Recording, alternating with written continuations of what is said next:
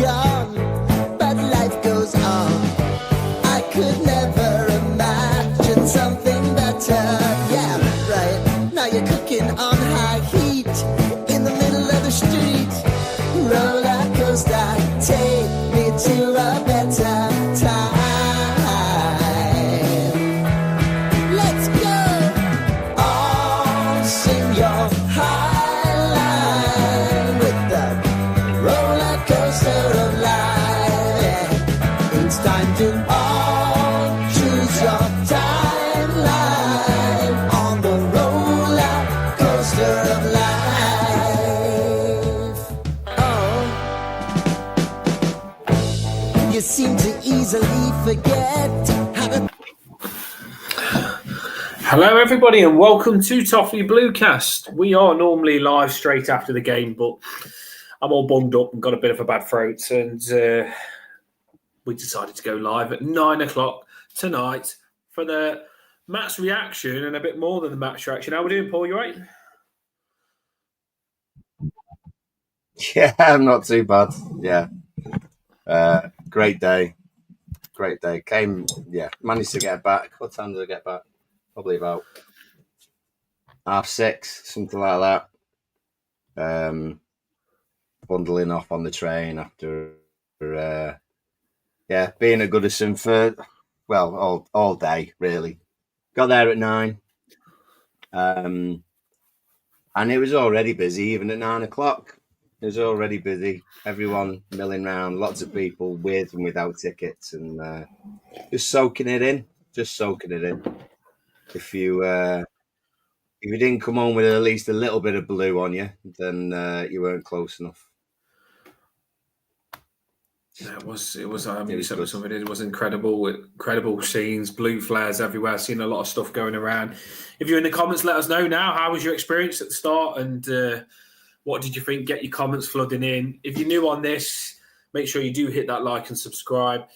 What we always do is we analyse the game. We will look at the game, of course we will, but we will also at the start talk about saying goodbye to Goodison Park. Put up a few things on the screen. What we thought of it, how we thought it went. Let us know in the comments how you found it when you went. And then we'll dig into the game and see what the game was like as well. So do get involved, people. Get in the comments and we will chuck your comments on the screen. You can comment from X as well. You don't even have to come over to YouTube. It's nice if you do. But you can still just literally stay on Twitter and comment from Twitter. I mean, let's have a look to see. It looks like... No, it's good. Just pop it, yeah. It looked like I don't know if the stadium looked twice as full, didn't it? Oh yeah, yeah. It looked twice as full. It was the postcode. The postcode was twice as full. It was There were no spaces today. There were literally, if you found a space, you were lucky. Yeah, it was immense. It was immense. And there were so many people who were outside, even at 11:30, outside was still absolutely jam-packed. It did clear a little bit, but I mean a little bit. You know, and then it was a case of everyone trying to find somewhere to watch the game. But pretty much Goodison Road was full throughout. Whether you had a ticket or not, it was just jam-packed. I'm not gonna lie, I was watching it. I thought watching it, but I was gutted because I was just like, I wish I was there. All my days, I was there at the Bournemouth game. I've been there some games this season, but I wish I was there. These special times, you want to be there. And whoever got a ticket, you're lucky, basically, because not lucky, but incredible. Home was. Away, joking. It looked like a smurf. A lot of flares was going off, wasn't it? They were showing on the TV all the blue flares coming up outside the stadium. I don't know how they did it. They had like a drone. Maybe it was a drone. Maybe it was just the camera for the TV that goes far out the stadium. But whilst the game was on, they were showing a lot of footage of the ground, like trying to get the ground to go to Bramley-Moore Docks, showing all the streets. And so I thought that was really good. I like that. I like that they really did get, because normally whoever does TV for us showing Everton, are arses to us, but I thought it was decent. They actually kept showing Goodison Park and respected it a lot, so I did like that part. No, some of the I've seen some of the pictures since, and because anyone who's been anywhere near Goodison knows the signal is awful. It's shocking. So I had me dad in his scooter, bless him, which was helpful at times. And Erin was with me as well. Daughter Erin was with me as well. So we aimed for the fan zone first. So we were at the front of the fan zone, and that was our base. So yeah, couldn't sort of get a lot beforehand on the game about see what and everything else, but it was just to see a blue and some of the pictures since. You can't see road in some of those pictures. It was absolutely immense. It really was magmotional. It was like magmotional. Magmotional is a good word. It was like magnificent and emotional at the same time. Yeah, that's amazing. New word. Get him. I do think I stole it from someone, actually. I probably stole it from Tubes, but yeah, he uses it in golf. Magmotional. It just was magmotional. And outside the stadium was incredible. People coming on. We're going to talk about the send-off and then we're going to go into the game. We're going to get stuck into the game. But do you know what I loved?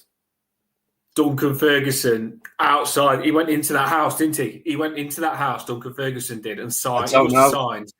Yeah, he did. Oh, yeah, there's a video. This wall thing. Yeah, I think he signed the wall because before the game started, I seen it. Everyone's like putting the videos up of Duncan Ferguson walking through the fans, going absolutely nuts. And you could tell that. I think personally, when you see Duncan Ferguson at the end of the game all hyped up, I think that's why Duncan Ferguson is even more hyped up because he's been with the fans at the start of the game and they proper. Do you know when you smell something, it brings something back from when you was younger or something like that? Smells bring things back. I think the fans bring Duncan Ferguson back. Do you know what I mean? They bring the hothead Duncan Ferguson back, and being around the fans and with how much respect the fans have got for Duncan and know he's a class act, I think the fans made Duncan Ferguson feel young again, and he was like the old Dunk on the microphone, because on the microphone at the end, he's like with Tony Bellew, he's like, up the Toffees, he's going absolutely nuts. Come on, up the Toffees, best fans in the world. He was going nuts. He was. So I did like that. That made me smile a lot. That's brilliant. That's brilliant. And the thing is, he always does have a little. He does always change when he's talking about Everton. Especially, I mean, even if he's like done punditry before and stuff, he has a different tone in his voice slightly when he talks about us. And we went, most people, a lot of people who didn't have a ticket stayed around Goodison till 12, till it had kicked off, and then tried to find somewhere to watch the game. We went to the Taxi Social Club, which is just about half a mile down the road, packed with Evertonians. It was great. Upstairs, big screen, nice atmosphere and everything else. So we saw bits. You know what I mean? I saw the game, but I'd missed a lot of sort of the build up and everything else in terms of little, things about people commentating or little montages or anything else that they had. So I probably did miss a few of the fun bits beforehand. But yeah, there we go. Do let us know what you thought of this in the comments. And then you pair of gorgeous specimens. I mean, we just spoke about the start. There was a comment earlier on. There was blue flares and all that coming outside the stadium. They kept going round the stadium, and that was good. I like that. Like, there was a lot of planned on that, all banging, like pumping out, going all round Goodison Park, and I like that because it was like for me. Do you know the flares and the fireworks coming out around Goodison Park? Well, not fireworks. It was like blue flares pumping out, safety ones, obviously. That for me was like saying bye to Goodison Park. Do you know what I mean? It was like all the way around it, saying bye. Like, do you know when you salute someone and stuff like that? It was like the flares were saluting Goodison Park. I really did like that. There was people, touch. even as we came down, as we came round the corner from where were we? We were parked over the Bullens. We were on Bullens Road, so we parked off a side street there. Blue badge will get you everywhere, and then you kind of round the corner.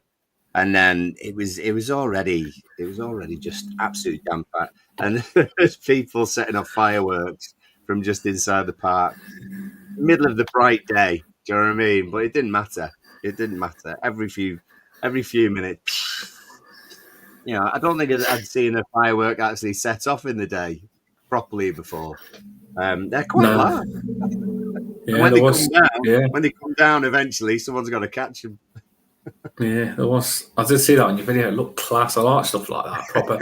There's a song for this. I've just thought of it in my head. So she's obviously gone bevy heavy, as we told her to do. Good. A lot of people will be tipsy tonight, and everybody in Goodison getting tipsy. Whoop whoop whoop whoop! Everybody in Goodison getting tipsy. Emma's tipsy. There's going to be a lot tipsy. Wormy Spoons will definitely be tipsy. If you don't drink, then don't drink. But if you've had a bevy, then fair enough. I do not blame you. There was also, we are talking about different things at the start of the game. Then we'll talk about the after thing, and then we'll go into the match and analyse it. There was, the legend players, which I'm going to talk about in a minute, that was there after the game. Obviously, they was there all the way through the game, but some of those legend players, someone showed a video of them with the fans, like in one of the fan parts. Do you know what I mean? Like they was actually with the fans. All the fans was taking selfies with them. I don't know whether their seats was with the fans and then put them into a proper fan section so the players felt like the fans. But I thought that was wicked as well.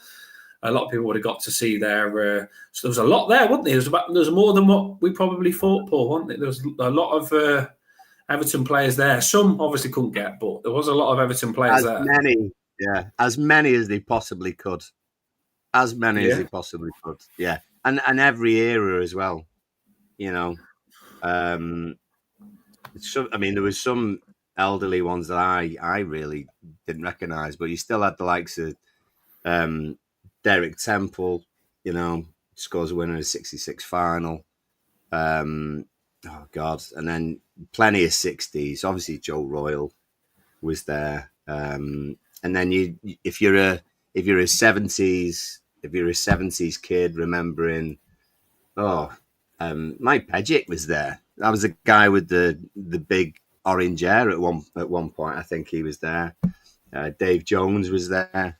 Tons. And then your 80s. Do you know what I mean? If you're anything from the middle of the 80s era, like me, early 90s, Beardsley was there. That was really good. All the way.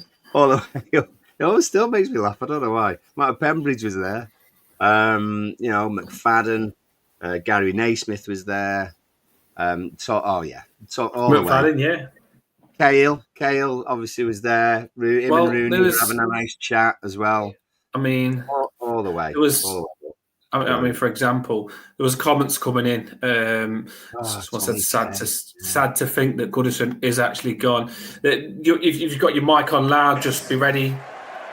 Southampton, Mark Pembridge, Gary Naismith, James McFadden, Thomas Radisky, Marcus Bentz, Stephen Naismith, Jermaine Beckford, Julian Lescott, Gareth Barry, Victor Anichimi, James Ford, Ruman Yes, Francis Jeffers, Lenton Baines, Leon Osman, Wayne Rooney, David Weir. Get ready for the last name. The last name, get ready. Get ready for the last name. Way! Tim Cahill.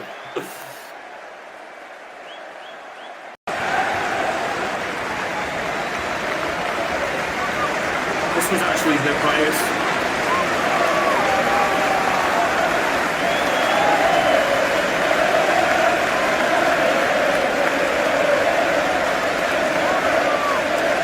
The kids, do you know?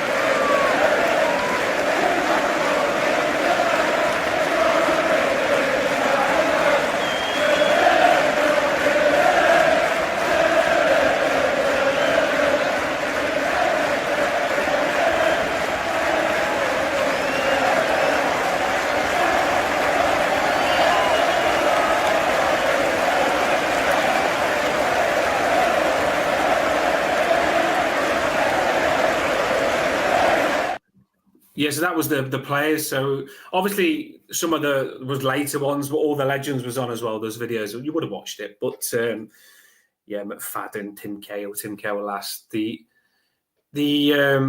players went round. Pickford's baby was so good, I noticed. I was like, wow, his baby didn't cry or anything when he was walking around. I don't know how. Usually must be like Pickford, you know, not scared of the noise. Pickford's baby, absolutely class. Tarkowski walking around with his kid. And it was good. Obviously, the legends they got their moment. But it was good that the players of this season got their moment as well. They did their parade around the stadium as well. I thought that was pretty special as well. They got a couple of them on the mics and stuff like that. Keep your comments coming in. The 85 team. Yeah, I mean, I had that video, but I can't put them all on it. It'd take that long. But there was so much. Do you have a freeze then, Paul? Decore was crying. Was Decore crying? I don't know. Was Decore crying, Paul? What I want to know is, was Decore crying, or I don't know. Do you think? Let us know in the comments. Do you think that Decore was the way he is because it was the last game at Goodison Park, or do you think Decore was the way he was because he's leaving the club? I was confused on that. Let us know in the comments. Do you think Decore's emotion was because he's leaving, or do you think Decore's emotion was because it's the last game at Goodison Park? Do let us know in the let us know in the comments. Who was crying? What do you think on that, Paul? I mean, you had a bit of a freeze there, but Decore, do you think his emotion? He looked like he was crying. Do you think it was because he's leaving, or do you think it was because it was the last game at Goodison Park? Leaving. I think he wanted a contract and they've not given one. Do you? Yeah. That's how it all. If he had all the bits, yeah, I think that's what it is. You know, and he's been on a great thing, isn't he? You know what I mean? Most managers who've come in have played him, and it can be playing him. I get that, and yeah. So I can understand, you know, if you really like being somewhere and they're not going to let you stay, then yeah, he's feeling emotional about it, and it was an emotional day anyway. However, I feel about Duke's ability at this point, he loves the club. I know. Yeah, got his flag. Niasse was strange. Love seeing Cahill get his flag. Yeah, it was class. Honestly, some faces coming back, some random ones as well, but really good. Did enjoy it. Like big dunk on the mic just got me big time. But it was really special. They got the music on as well. People crying. Obviously, they did the zoom ins to people crying. People stayed. Goodison Park was rammed all the way through the last hour after the game had finished. That was special. Fans was incredible because I think like every player that they put on the mic, the fans were singing for that player. The fans were singing for like all the songs. McNeil, You Make Me Feel. They were singing all the songs on the players. Goodison was rocking. It really was rocking. Luna's in the house. It was special. It was emotional. It was special. Was you happy with that? Let us know in the comments as well. Was you happy with the send off today? Was it right? Was it good? Was it good enough? Let us know in the comments, and then we'll go through the game a little bit. What do you think, Paul? Was you happy with it?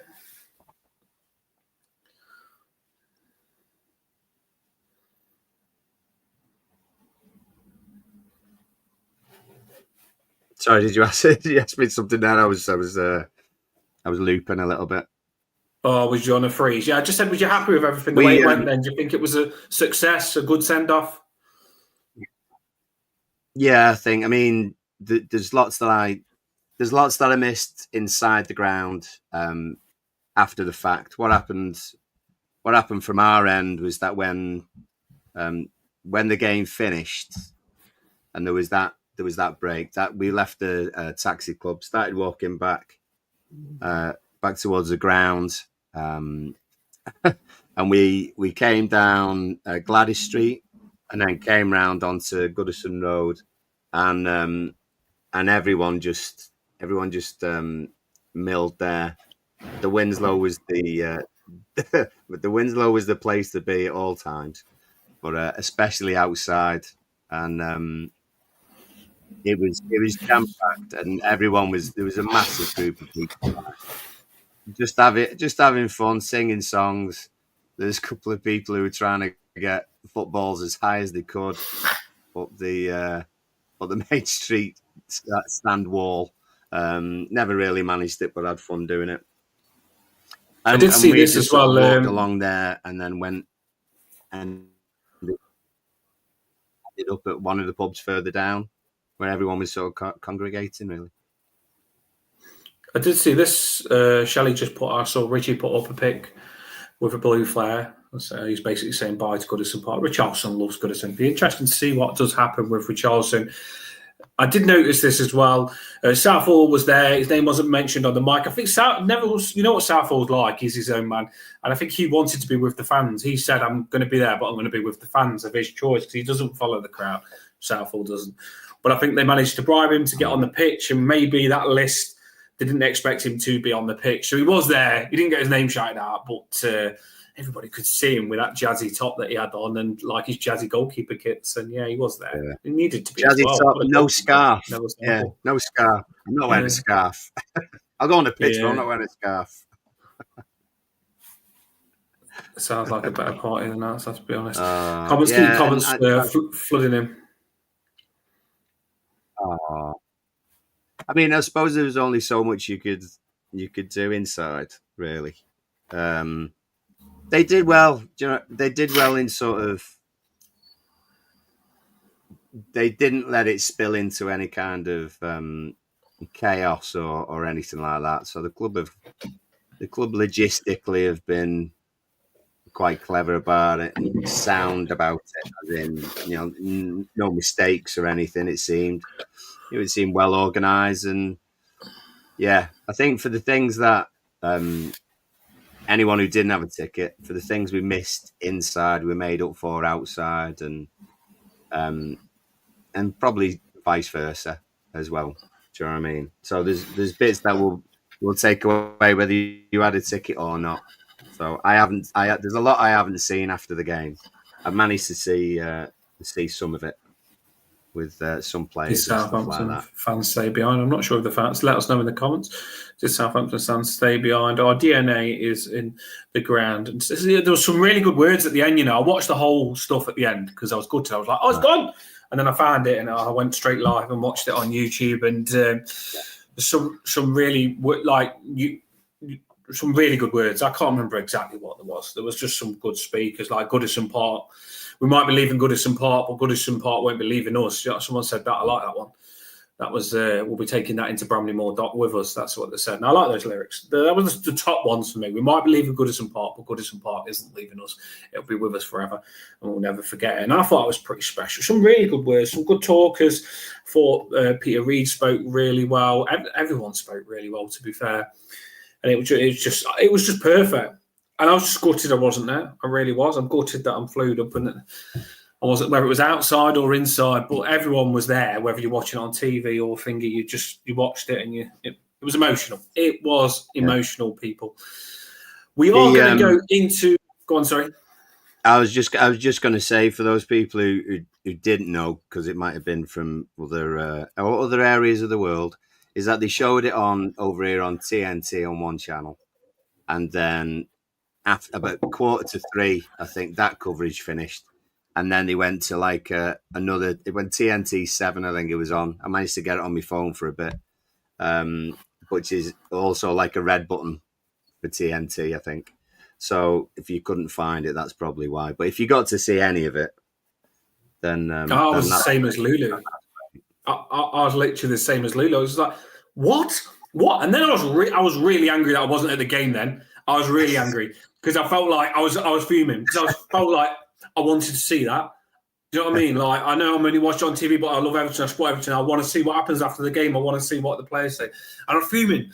And I was like, no, where is this? Where is this? Oh, my God. And I don't want to see clips. I want to see it. And I was like Lulu. I was straight over watching it, and I got to watch it all. I didn't want to miss anything. That's the thing, whether it was watching it on TV or being there, I didn't want to miss anything. And it was a good watch, actually. The violin was nice. The music. Oh, I've seen the violin. Yeah. Yeah, that was brilliant. I didn't actually know. I wasn't sure who the band were. I don't know who the singers in the band were. If that was anyone in particular, but I have seen some of the songs and things like that. So Rooney was there as well. Rooney with his little lad. What do you think of Rooney being there? Brilliant. Yeah, so he should be. And he got a good old shout as well. You know, a good old cheer. So yeah, he so couldn't even speak. A lot that it was that loud. Every time someone spoke, you couldn't hear. Every time someone was on the microphone, even Baines. I thought Baines was really funny. You know, Baines was actually quite funny.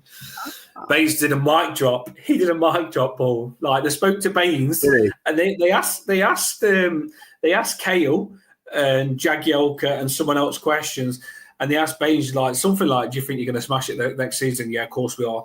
Gave him the mic back and then did a mic drop, and then he started laughing and he goes, no.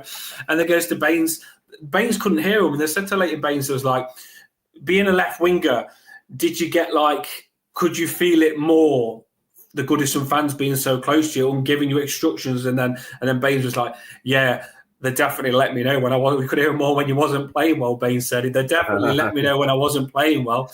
And they said, and Baines said they let me know that I've got to go and tell Osman he's playing crap, and they let me know that I've got to go and tell Tim Cahill he's playing crap, and there's all laughing. And Baines is normally quiet, but I think he's come out of his shell since he's had this role at Everton, this job, and he was quite funny. I thought that was good. Just some chuckles, especially when you got Baines, Jagielka, Tim Cahill. It was a good one to watch. I'm pretty sure you'd have watched it, but if you ain't ever watched, that was quite funny.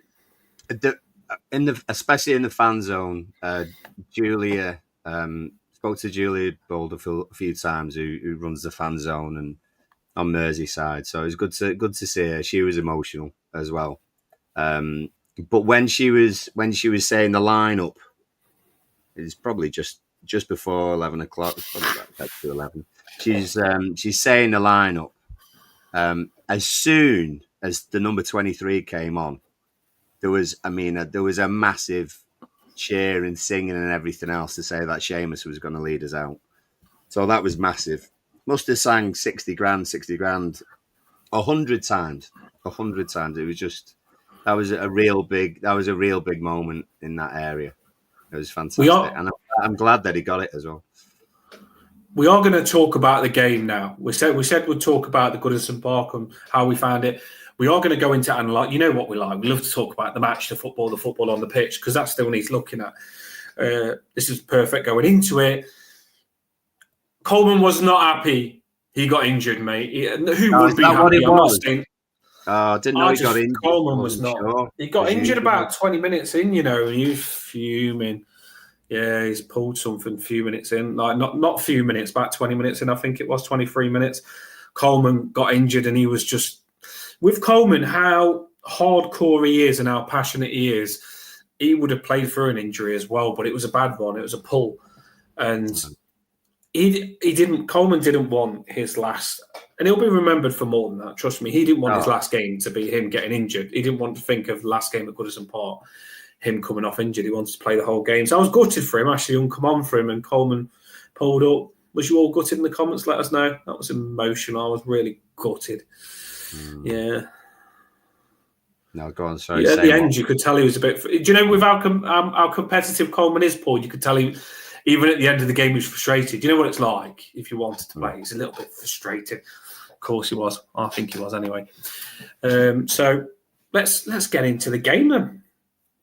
Let's get into the game. So, what did you think when you see the lineup? Brilliant. Yeah, we'll say brilliant. Seamus was the main thing. I think anything else generally was expected. There weren't any other surprises, were there? It was a shame. It's a shame Asmir wasn't on the bench, friend of the show. But it did mean that, and we used all subs today as well. I think we used all 5 of the subs today. We needed to. Generally, it was fine, and Beto started as well, so that was good. I didn't think I would say that very often, but yeah. And I was buzzing with that. So, I was pretty happy with what he did. To be fair, there was nothing I'd argue with him about too much. Well, we'll go through the game now, and we'll talk about players, and we'll say what we think. And there's a lot actually. I pulled out the game. I was popping a lot onto this match analysis, Danny. This game, it's like I broke everything down, and I wasn't surprised. We all knew Decore would play. Yeah. And Jai, McNeil, really happy Beto started. James Garner Gay, Mikalenko, Branthwaite O'Brien, and then Coleman right back to the team that probably everyone wanted. I think we are actually getting on with that. We used to like David Moyes on selection when we had him the first time round, and I think he likes to stick with something that works, doesn't he, Paul? So I think next season we probably won't be moaning that much about lineups because Moyes does relate to us fans with a lineup, I feel. I don't think he winds us up like Dyche did with the lineup. So I was really happy with the lineup. Pickford in goals, obviously. And yeah, I really like the way we started this game. Like, do you know, I said to you, shirt looks nice.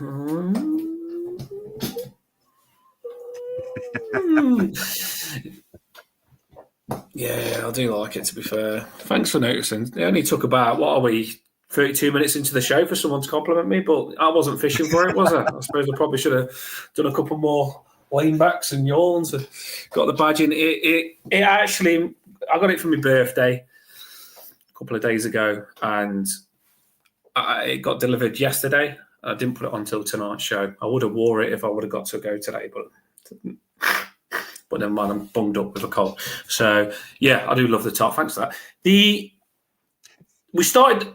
was worried about this game. Can I just say something, Paul? And can I say something to you subscribers? Go on. Right. What score prediction did Dan say on the show? Did you say? I don't know, Daniel. What was it? I'm pretty sure that Dan said, me, by the way, I'm Dan. There's a lot of Dan's, Dan Freak in this, that, and the other, but no. Dan Karate Kid will call me. I said 2-0. And I actually said, and Emma, you'll be proud of this as well.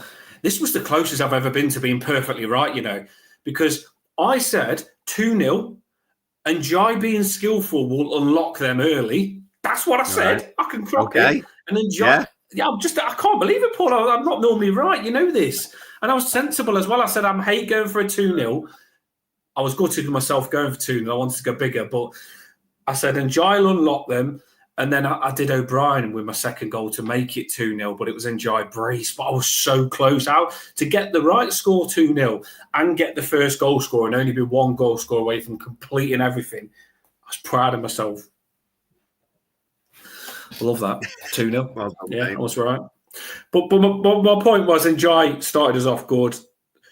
This occasion, I was worried about Southampton, but wow, we connected with the fans straight away, Paul. Like, we really did cling on to that atmosphere. Destiny, Dan, instead of missing. Yeah, I thought you might pick up on that straight away. Don't encourage. I know I shouldn't get so excited about score prediction, right? But I was just proud of myself. And now I feel a bit stupid for getting that excited, as Paul probably mentioned that I was super excited. But yeah, 2-0 I got right. And Jai, I should have gone in Jai Brace, I love him, but he was fantastic. He really was. Like, he started the game so well, and Jai did. And the whole team started the game really well, by the way, let me just say. We really did take it to Southampton. This Southampton team is a team that knocked us out of the cup. Don't want to talk about it, but they did. So this is a team that knocked us out of the cup and beat us in the league this season, dominated us in possession, and we probably didn't even have a shot on target against them. I can't remember the stats, but we didn't have many. And the way we started this game under David Moyes was completely different. And someone said it in the commentary, like, don't forget that this was a struggling Everton team before David Moyes come in.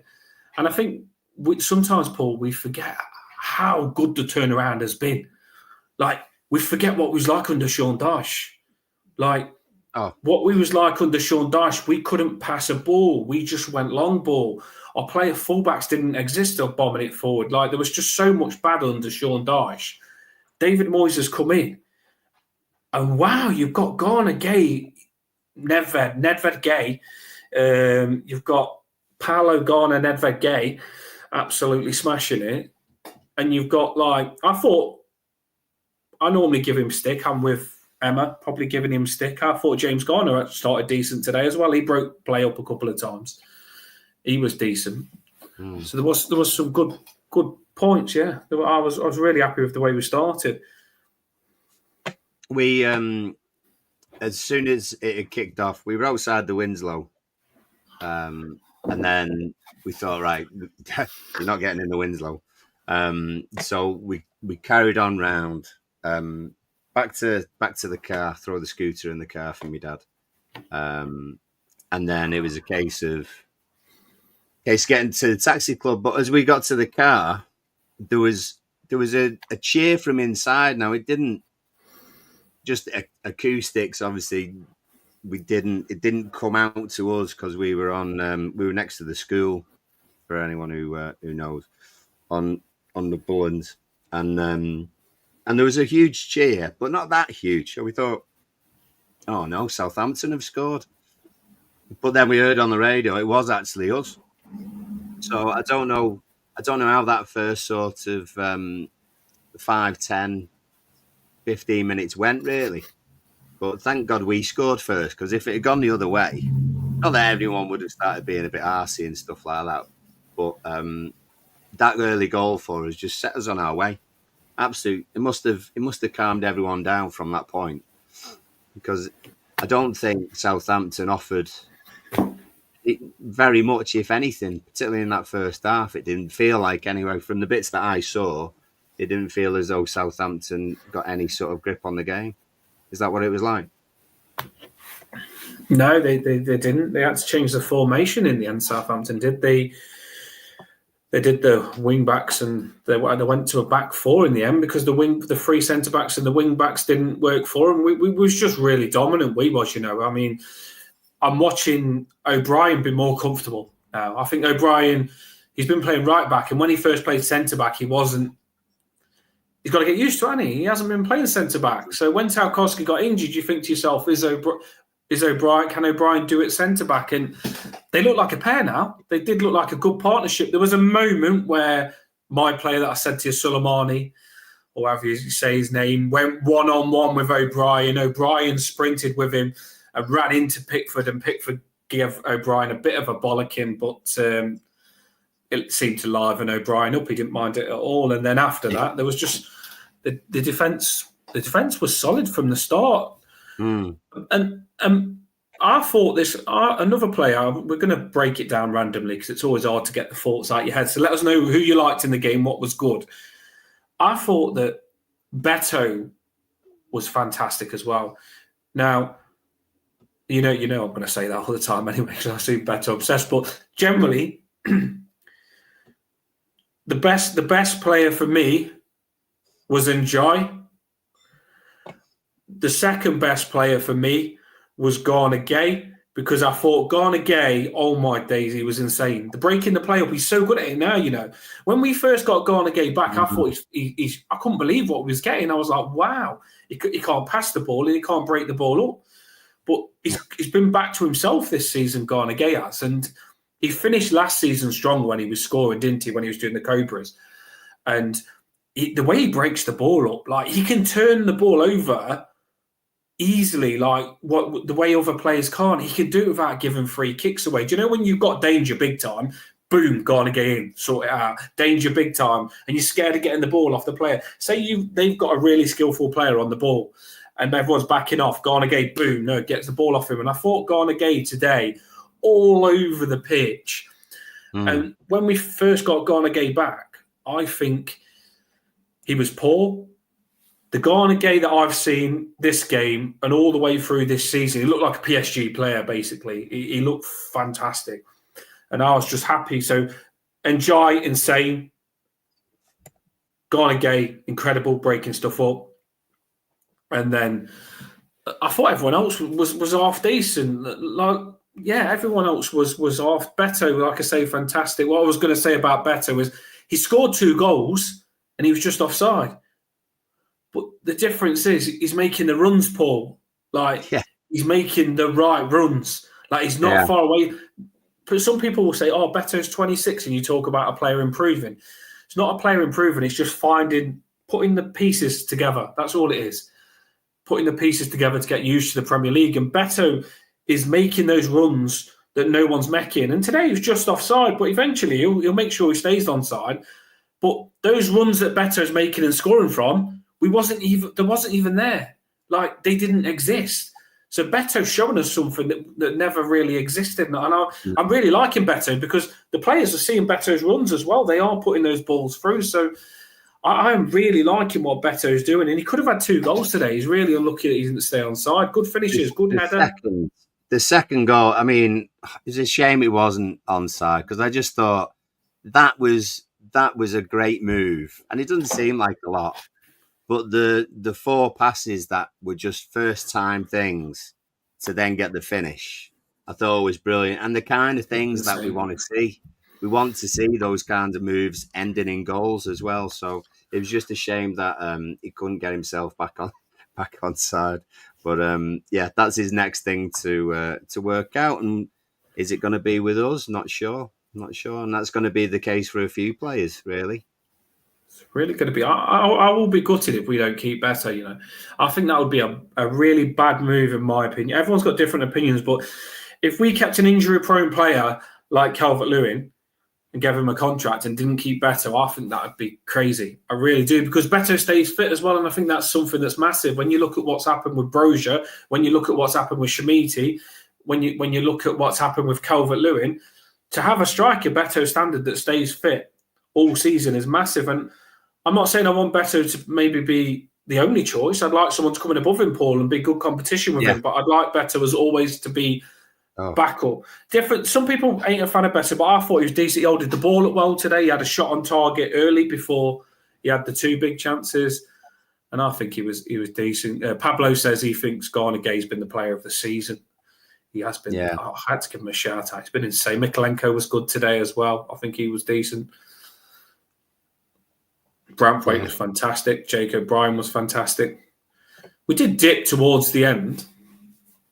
Like, second half was a bit quiet when they changed their formation and stuff like that. But Beto is out on his feet when Dominic eventually came on. Yeah, I know. I'm surprised he stayed on there. I was happy about that. And it was warm out there today, as you can probably tell from my face. There was lots of red faces out there because it was proper shining down, without a doubt. So, but yeah, with the lads who came on, you know, they did all right. But I think it was one of those things. But as soon as we've gone 2-0 up, we just didn't have to concede, and you know, we didn't have to go gung ho or anything to score a load more games. You know, would you have rather won, 3-2 or 2-0? You know, I think it was just one of those things. Southampton never really had enough to change the scoreline. Pickford did make a couple of good saves. Yeah, he did actually. Did you see? Oh, I didn't get the video in the net. Yeah. I didn't get that video. I wish I got that video. That was.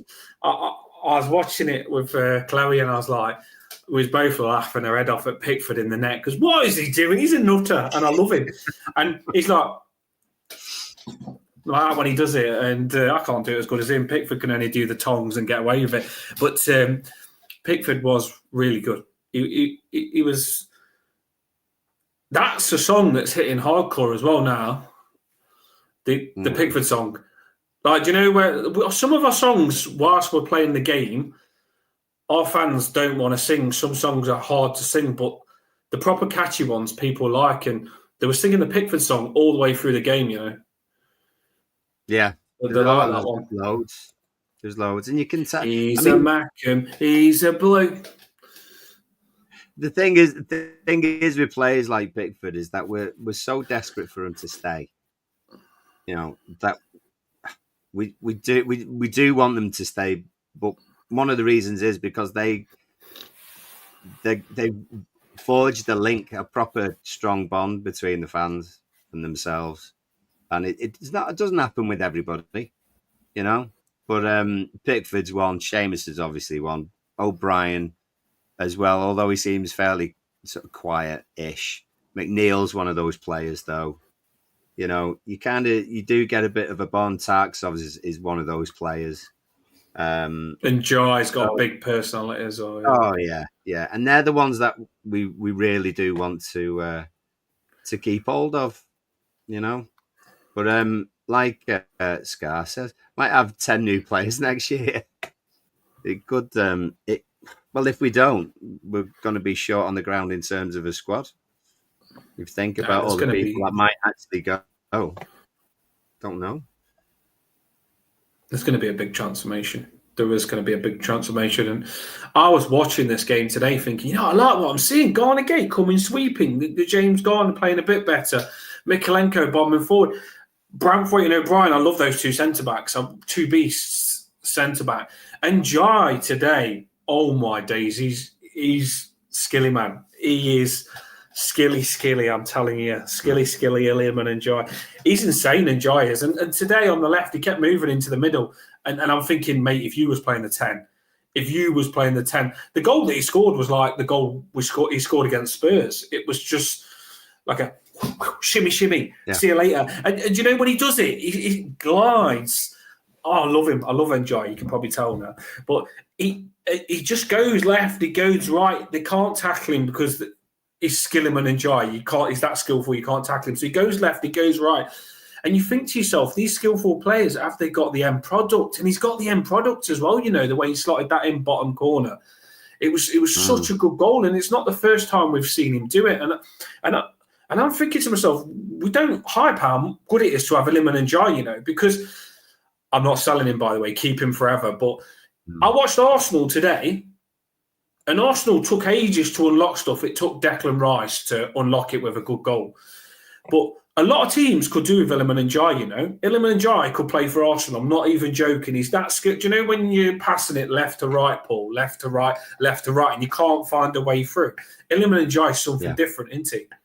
He is something special. Yeah. And we've got a proper player. We have got a proper... This guy, he's the real deal, I'm telling you. And he's been injured a bit this season, and he's took a while to settle, but that is an incredible player, I'm telling you. And if you get him in the number 10, wow, next season in Bramley-Moore Dock, he's going to be insane. The way he just stepped up today for the last game to take the 2 goals. And I'm happy he got the last goals at Goodison Park. I've seen Alan Myers say, Paul, like, he's going to be a quiz question. Definitely going to be a quiz question. Oh, yeah. Yeah, in a long time to come.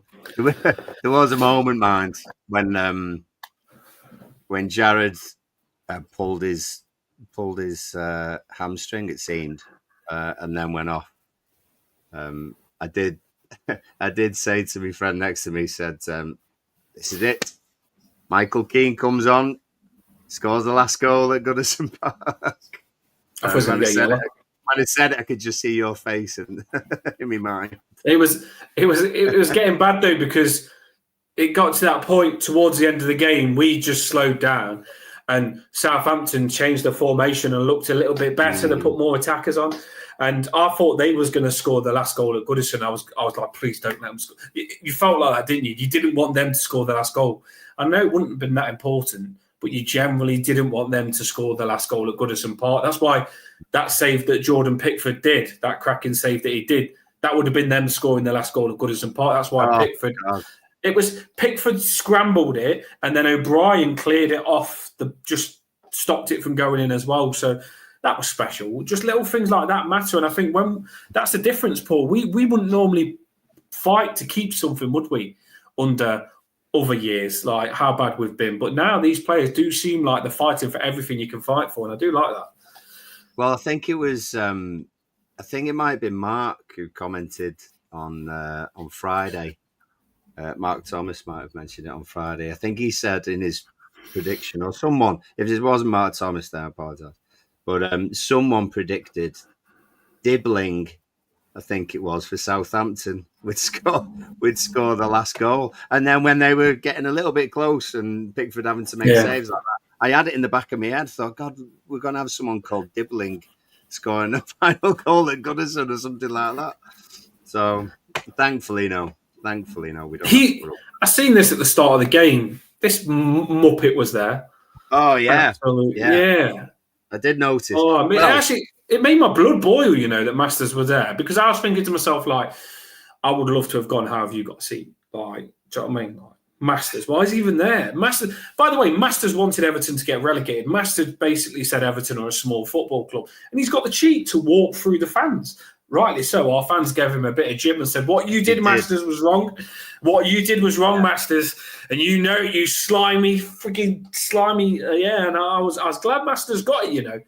He needed telling, and he very, I don't know whether brave or stupid, walking through Evertonians after being such a little shitbag to Evertonians. So Masters. I would have liked to have been the driver of that car that he got, which said, "I'm sorry, Mr. Masters, we'll have to stop here while you walk through all of these Evertonians."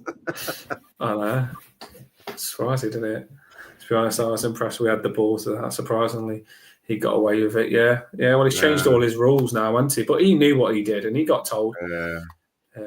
It's Bramley Moore, and that's he did get it. What everyone will call it. He's lucky. He is lucky actually that there wasn't some of our less scrupulous fans there.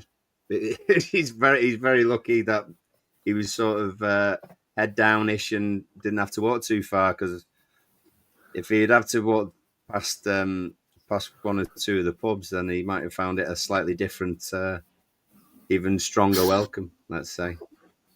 Pablo is right. I think.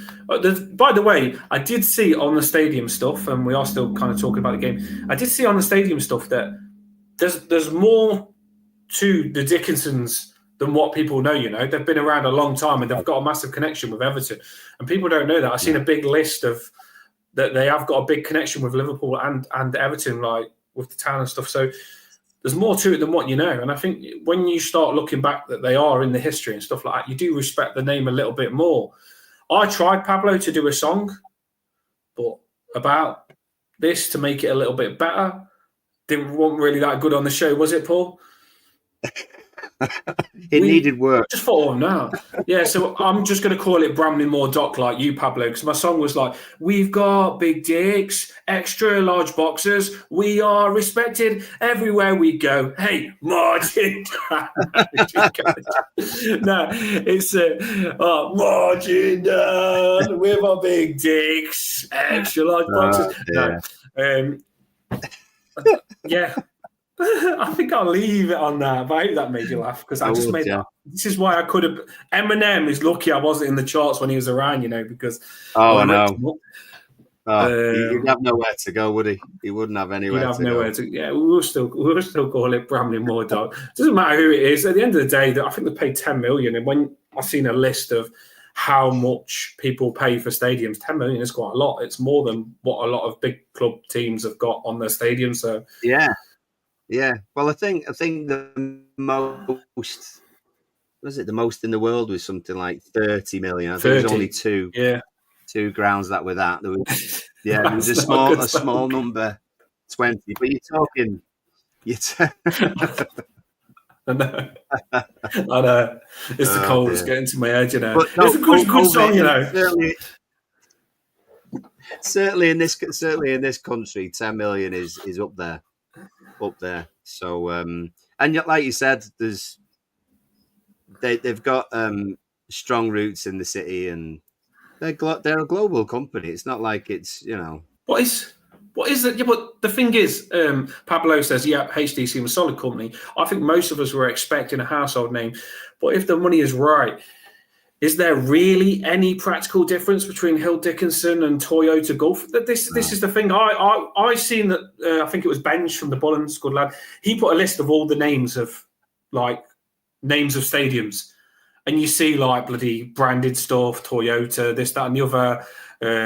Names that you don't even understand what they mean, and no names are good for a stadium. No, there's none. Like no company name sounds good, does it, Paul, for a stadium? No, I mean, like, if you think about what stadiums are called, they don't sound good. No company names sound good. You don't say it and think, oh, I'm going to this and it sounds boss. It doesn't. No company names sound good. So I think it's just you have it and you accept it. Yeah, and if it is it so much of a gripe to have a? I don't understand what the problem is. To be fair, I mean, like someone said, it might have been Pablo. We're still going to call it Bramley Moor anyway. There's a few nicknames sort of flying around. Sort of the Dixie and stuff like this. But it makes no odds really, and it could be worse. What was it? Some stadiums called the Wham Stadium or something like that, isn't it? It's just it doesn't really make any odds. I feel bad that I only did like a man's version of mine. Like, we have big boobs, twerk with our bums. Everyone watches us everywhere we go. Hey, marching down the Goodison Road. Yeah, this is getting two versions, by the way. Yeah, I just there is two versions. I just want to say, because I don't want to just do a men's version. You know what I mean? There's women's as well. So exactly right, Ross. Just let them do their job. There's no need. The freaking group are proper business people. So when we've had other owners, you've had no faith with them whatsoever. The freaking group are multi-millionaires. I know Mashiri was, but these are very successful people, and they're going to smash it. They are going to smash it. Bolton is the toughest stadium. Get Zan signed at Bramley. Goodison could have been called that quite a few times over the years. To be honest. Do you know? I did a song on TikTok messing about because I was bored. I did a song on TikTok, right? And I uploaded the video, and it took me a good half an hour, Paul. Chloe was laughing her head off, yeah? It took me about half an hour to do this song for TikTok. Toffee Bluecast is on TikTok now. And it took me about half an hour to do the song on Beto, and it was funny. And then I uploaded it, and it goes, there's too much swearing in this song. This can't be uploaded on TikTok. It's fragile. So I was a bit gutted, but it was a good song. I'll send it to you on WhatsApp, Paul. It was special. Yeah, it was funny. I thought it was decent. You know what I'm like, words that don't make sense. Well, there'll be time in this summer. The worst thing is I can rap a little bit, but I'll say I can rap. I can't rap. I can rap because when I rap, I talk and my voice doesn't sound bad. But when I sing, it's took me about 30 years to realise that my voice isn't good. My daughter says to me my voice isn't good. Chloe says to me my voice isn't good. And I've started to realise that my voice isn't that good. So now instead of singing, I try and talk because I can get away with it. There's plenty of artists out there, Dan, who can't really sing, but it's all about the enthusiasm. If you give it all, then people appreciate it. I feel really good when I sing. Honestly, my ears are evil because what my ears make me sound like is so good. And it breaks my heart that people can't hear what my ears make me sound like because I am smashing songs sometimes. Proper when I go for it. But I'm not a good singer. Rap presence, Dan. Yeah, well, I can rap a little bit. I made a good Rap Better song, but it's got the language on it. It's not that good. So, but yeah, the game. Back to the game. Keep your comments coming in. We talk about anything. This is Toffee Bluecast, the radio station at 22:07, 7 minutes past 7. You are live on Toffee Bluecast. If you have got any questions, get the questions in. We are happy to have you on. Goodison Park, it is the end. How do you feel about Goodison Park coming to an end? It's magmotional. It's magnificent that we've got Bramley Moor Dock, or you can call it the Big Dick Stadium because we've got big dicks or big boobs. But we have now got. We are now going to. Basically, though, what I want to say, Paul, is I watched it was hard for. I had all these things to say when we talk about the game, and I got everything back to front and talked about it crap. But what I want to say is today, the combination of how David Moyes has got the fans connected with him, the combination of how these players played on the pitch today, like if we can keep hold of Branthwaite, that would be fantastic. Elliman and Jai looks good. O'Brien looks good. We do need some players in. But I do think we're going to be good next season. I feel going into the Dickinson Stadium, the Bramley-Moore Dock, I do think that we're going in the right direction. I feel happy. So it's really sad that Goodison Park has come to an end today, but I am so excited to see what we're like in Bramley-Moore Dock and what players we're going to sign, Paul. I really am. I can't wait for next season. I really can't wait. How do you feel? How do you feel in the comments? Let us know. I cannot wait for next season, because I'm thinking to myself, like, if you sign Elkrez, you've got Njai, we get a new good winger, and McNeil looks good with Njai. He look because McNeil. I feel sorry for McNeil because McNeil's not had good players to play with, and I think McNeil's a really tidy player, Paul. And when he gets good players around him, like Njai, you're going to see it get better, like Pienaar and Baines, just connection. And I think McNeil coming back has looked better because when he passes the ball to someone, he's going to get the ball back. So players are going to push McNeil to be better now, where normally he'd have to do it himself. And I honestly do think we're going to be good next season. I'm excited. I think what you were saying about Garner Gay before, where there was a season where he was getting a lot of stick. It's about the people you got around you and the way that helps you play. And I think Garner Gay is like that at the moment. He's got this season. He got lots of hard workers around him. The Corey, for all of his faults, would run all day, and throw tackles in and things like that on the ball. Obviously, there's questions, but Garner Gay had everyone working really hard around him, and I mean that's well played with Dyche, to be fair, and I wouldn't sort of big Sean up too much, but fitness wise, there was some players who did improve like that, and we did get sort of stronger defensively in times when not all the time, obviously, but we brought back a bit of stability and everything else. So it did suit some players, and Garner Gay was one of those players that everyone was working hard around him, where in the past maybe he didn't have as many players working as hard, under Frank, for example. So that's benefited him eventually, and hopefully it just comes to fruition. And if that's James Garner doing that next to him, or someone else who is younger than Garner Gay, then that'll be great for him as well. There's comments flooding in. Moyes has took the shackles off these players. Dyche. I think if one player made a mistake, Dyche lost faith in the players for me. I think like Garner Gay lost the ball, counter attack, they scored. Dyche is thinking, bloody hell, we're buggered. Pablo said, one of the highlights of my day this morning, I had a photo of the Holy Trinity statue with Alan Ball's son, Jimmy, and Colin Harvey's daughter, Mel, beneath their dads. So, yeah, that is class. There's so much going on. I was gutted I wasn't there, Pablo, but that is... I would have met you, Pablo, was there. There was some class stuff going on. Let us know. It's like to see some people, but yeah, for anyone we've lost over the years, it was good to see. And there was a shot as well of Archie Knox was there with he had sat next to him Walter Smith's wife as well, widow. So yeah, there was lots of lovely kind of highlights, to be honest. There was trying to think of his name. I don't know if you'd watched it. There was keep comments flooding in, people. If you haven't hit that like and subscribe, please do so. I'm trying to find it now. That some stuff that gets you. Speedo Mick put a picture of Bradley up. Bradley at Goodison Park, the biggest.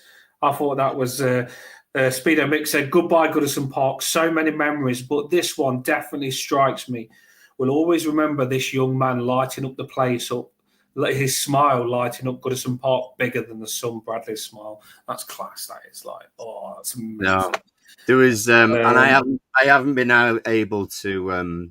I don't know whether I sent it to you, Dan, but I've not been able to sort of download any photo for it yet. But there was just where Dixie Dean's statue is, those gates there going into the fan zone. All the way along that wall, there were people sitting on it for however long. But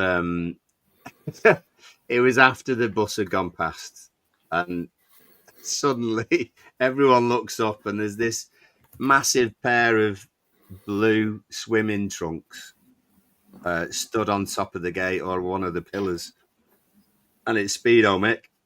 Speedo Mick just up there with someone else who helped him up and everything else. Stayed up there for ages. Absolute legend. And actually, when he came down, another video I've got is me dad on his scooter, trying to get through people just around where that happened. And Mick had come down, and Mick was like that, "Get out of the way for him! Get out of the way for him!" It was brilliant. So yeah, he was having a boss time himself. So that was class. This morning, if you know, some people even won't have Twitter, and I can't show you the video because it's this guy's video called Terry. And there's a guy called Terry on Twitter, X, whatever you call it.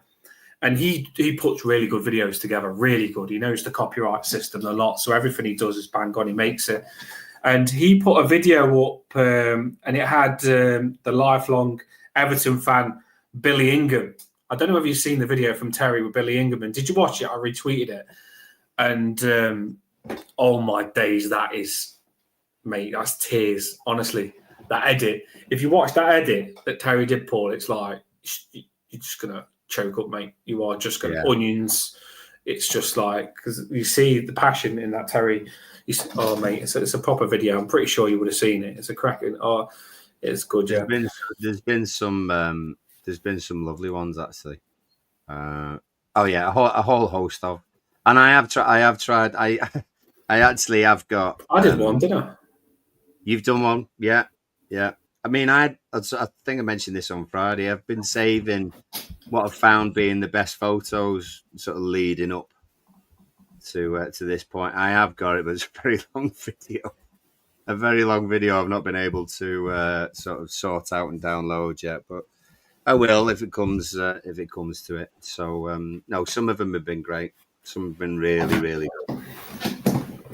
Really good. It's been, just mentioning on there as well, Danny was lucky enough to meet the Emma, which is now her name.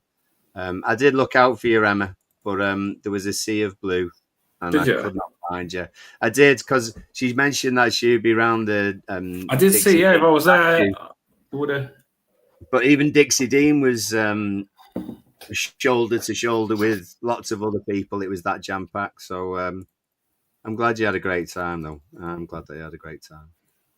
One day we will have a Toffee Bluecast event. One day, keep pushing the channel, everyone. And one day we will set up a Toffee Bluecast event. That would be cool, wouldn't it? It's just all our subscribers.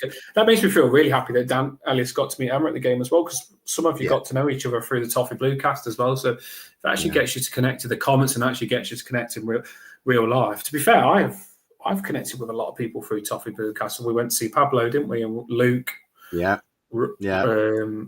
Rob as well. We went to see. Yeah, Caswell, that's what I meant. Yeah, Caswell. Yeah, we went to see Caswell as well. So it does connect you. But hopefully we can all connect at some point and find a good Toffee Bluecast party. That would be in. We will, Lulu. Don't worry. We know you got to come by. Lulu, if you're not there, we won't do the party. We've got to make sure everyone goes. That's the rule for me. You know what I mean? It wouldn't be the same to leave someone out. I hate that. But hopefully, if we keep bringing more toffees in, we can have a proper Toffee Bluecast party. Right. So, people, I'm excited about next season. We have still got one more game. It feels weird, doesn't it? 2-0. Well, result, you mean the it'd be the Pickford penalty party, won't it? So that's what's nailed on to happen. 90th minute, managed to scrape a penalty from somewhere, and Pickford smashes it in front of the Geordies. I mean, that'd be the cherry on the cake.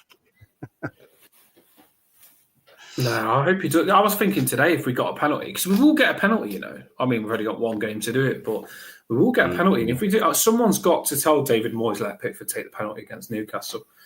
Like, someone has got to tell him, honestly. And if Pickford scores against Newcastle, that would be insane. I just zoomed in on my screen, Paul. I really do. This top is nice, you know. It is. Yeah. It really is. Look at the fit; it's just beautiful, and the material is really soft as well. I wasn't sure because some people didn't like it. You know, some Everton fans are moan about everything, but yeah, it's really. And that badge is just absolutely. Look at that. Good badge. I like pinstripe as well. Pinstripe reminds me of old school, bit dirty dancing on dance floor. You know what I mean? Get a pinstripe out, Paul. I do like the pinstripe. Get some pinstripe trousers with these. We did actually, because Erin was with me as well. We did go into the club shop afterwards, and there's a few nice things in there. Just saying, Father's Day and all that. I do like the navy ones. You know what I mean? Yeah. I do like the navy ones today that they wore in the training kit. Bit of nice, simple. If you haven't got the stake on and you've just got a badge. I know some people not sure about the baby blue, but I like baby blue. It brings out the colour of my eyes. But, yeah, I think it's decent. I really do like it. Nick Carr, Pickford 1-0, 78 minute. It would be insane. I got my score prediction. Pablo says, put them away. Well, Pablo, I'm not as bad as that guy today that was absolutely ripped in the Everton stadium, mate. Oh, my days. He was... Oh, yeah. Front and centre. He eats steaks 5 times a day, he does. To be fair, no one was going to tell him to sit down because he's absolutely ripped. He's like Rocky and the new Rocky, I tell you. Fair play. I've seen him get a bit of stick, actually. Some people have given him stick and says, but he's a big guy. Big guy. Camera was always on him as well. He's in front of the camera. Class. Never mind. That is the end of the show, people. That is the end of the Toffee Blue cast. It is a late one. We're normally straight after the game. But I've been ill and Paul's been partying. Once he gets one drink in him, he's bloody on the dance floor, isn't he? So that is the end of the show. Really? School tomorrow. We've got one more game against Newcastle, and I'd love to try and get as many of you on as you can. So by the way, if you're camera shy, don't do it. If you're camera shy, don't worry about it. But if you have got the equipment, we would have you on. Basically, we might try and get Paul's on. Paul said he'd come on. Pablo, if you want to come back on, come on. We'll try and get a show where we've got about 12 Evertonians on at some point to finish the season. Get Mark on again. Luke, School of Science on. Rob, if we can get Irish Rob on. We'll try and get as many of you on as we can. I just love to see all your faces on the screen. You've all been massive this season. So I think the last game of the season, if we could get as many of you on as we can, then we'd love it because you're amazing. That is the end of the show. One more game. Newcastle's a big game, because Newcastle, this is why you want to get on the pre-match of Newcastle. Newcastle, that's their last game, and they don't like Everton that much, especially after that Pickford song. That's their last game, so that's their bye, isn't it? We've had our bye at Goodison Park. We won. Your last game at your stadium when the fans say bye to the players, they ain't going to want us to beat them, are they, Paul? So this Newcastle game is massive. Yeah, it would be brilliant. It would be brilliant. And we've still got a job to do, as well. We're going to finish above United and Spurs, which is weird because if you'd said that at the start of the season, 13th we're happy with compared to last season, obviously. But that's crazy that's happened. But I think Wolves, we've still got to get above Wolves or, stay above Wolves. So, Emma says, bring back the happy half hour and the thingy. We will change the day next season. I think the day's wrong. We will bring it back, but it's not hitting like it should be. And people miss it and stuff like that. And not everyone's jumping on it. So if you do still want the happy half hour, let us know. But we need a better day. We need a day where there's going to be quite a few on, because sometimes we've done it and Emma, the regular, always been there, and Lulu's been there. But when we put a lot of effort into that happy half hour, we want a lot of people to participate. So people participate, because Emma likes it, Lulu likes it, and we will get on back on the right day. We just need the right day. That is the end of the show. We could talk to you all night and just keep this going like a radio station and start giving you some cracking music. I could start rapping again. But unfortunately, we've got to get some sleep. So that is the end of the show, people. I'm going to find some music. Goodison Park, the last game at Goodison Park is finished. Now's time to get to work. Do you know what I mean? We said when we get in this new stadium, we're going to be better. Everything matters now. Everything matters. Have a boss one, everyone. Have a good night. We'll be back soon.